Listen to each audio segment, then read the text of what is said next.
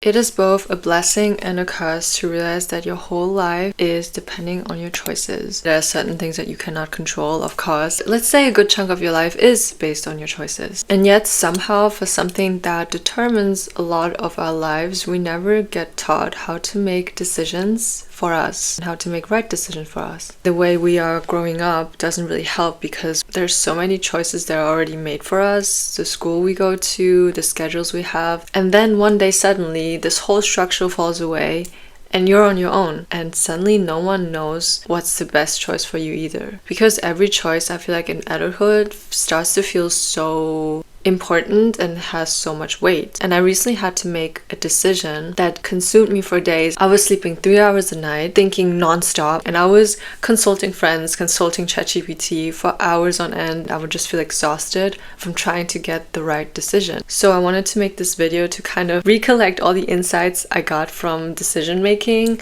in my adult years and hopefully remember it next time I spiral. So I hope you enjoy. Number one, no amount of thinking will make you feel 100% safe before making a decision. For a long time, I waited for this moment of insane clarity, and I realized that I waited on a decision that had no doubt, no grief, no uncertainty, no fear attached to it, like where I just know this was the right choice. But frankly, every decision has a trade-off. Every decision will make you have to face some losses, will make you face some level of uncertainty. You cannot escape that. And once I realized that you cannot escape these losses and these feelings, that made making a choice easier, because then I treated the sadness or negative feelings that I would feel after making a choice not as a sign that I made the wrong choice, but just as a symbol that I just chose something. Number two, there's no universally wrong or universally right choice. I know that sounds super cliche, but it's more about choosing the consequences and understanding that some choices are right for one person because they have this certain background or they are in this certain context where one choice is the right one. But if you apply it onto another person, the right one would be something else, you know? It always is relative. I think we put so much pressure on ourselves to make the perfect choice that we forget life is actually very context related. You're allowed to change your mind, you're allowed to make different choices, and you're allowed to outgrow decisions, but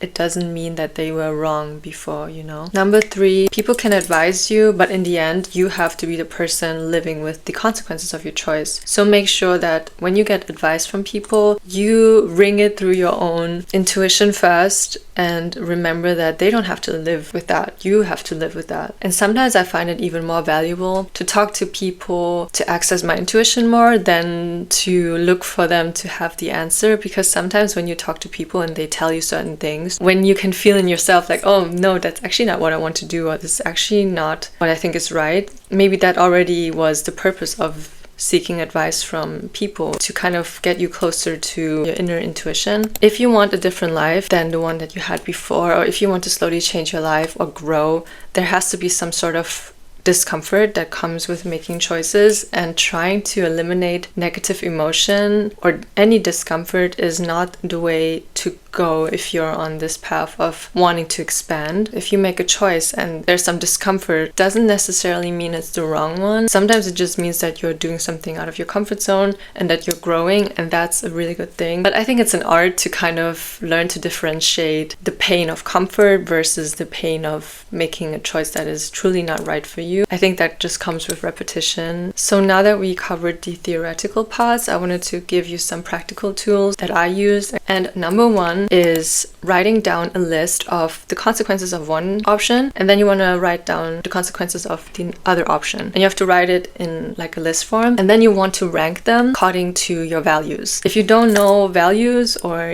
you have no idea what they are, I will link down a PDF of examples of values that you can have. They're kind of your guiding light or your North Star when you make a choice. So let's say that in one phase of your life you prioritize health, then you would put the choice that would prioritize your health as the highest ranking consequence. And then naturally you should go with the option that has that consequence. I hope that makes sense. I will link down a video. Number two, try doing guided meditations for decision making. And basically there's like a process of calming yourself down, getting yourself into a more meditative state, and then you envision the consequences of each option, and then you want to really feel into your body, try to feel which option feels less like a contraction and which option feels more like expansion and ease. And that exercise helps you get in touch with your body, helps you get in touch with your intuition. I have to say though that I didn't have the experience when I envisioned that oh, that one choice is the right one. I think I'm still learning to reconnect to my body and my intuition. It's just more practice that I'm trying to do, because I feel like in the end our body knows and our intuition knows before we do. And lastly, try not to make decisions in panic mode, meaning try not to make decisions last minute. When you're in a position of panic, you will make choices reflecting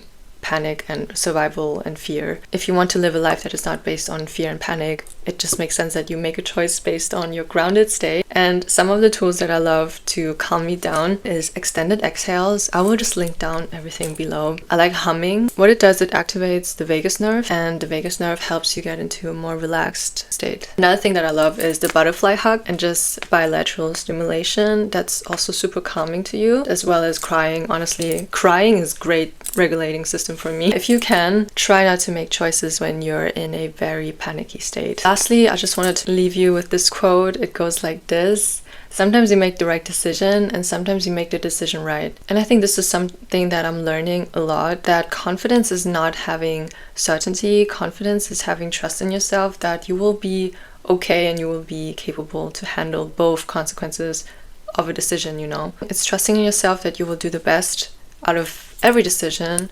And I think that also comes simply with time and experience. In the beginning, you have no idea what you're doing, but when you walk yourself through the process of making a decision and making the best out of a decision or getting yourself out of a wrong one, you develop this trust in yourself that can only get fostered through experience and making wrong choices. I think self-trust is something that only gets built through making choices, through seeing yourself handle things, through realizing that your life is not ruined every time something doesn't go perfectly. You start proving to yourself that I've got me either way. And maybe that is what growing up is about, learning to trust yourself through experience. Anyway, I hope this video helped anyone that kind of feels overwhelmed with making choices. Thank you for being here, and I hope to see you in the next one. Bye bye.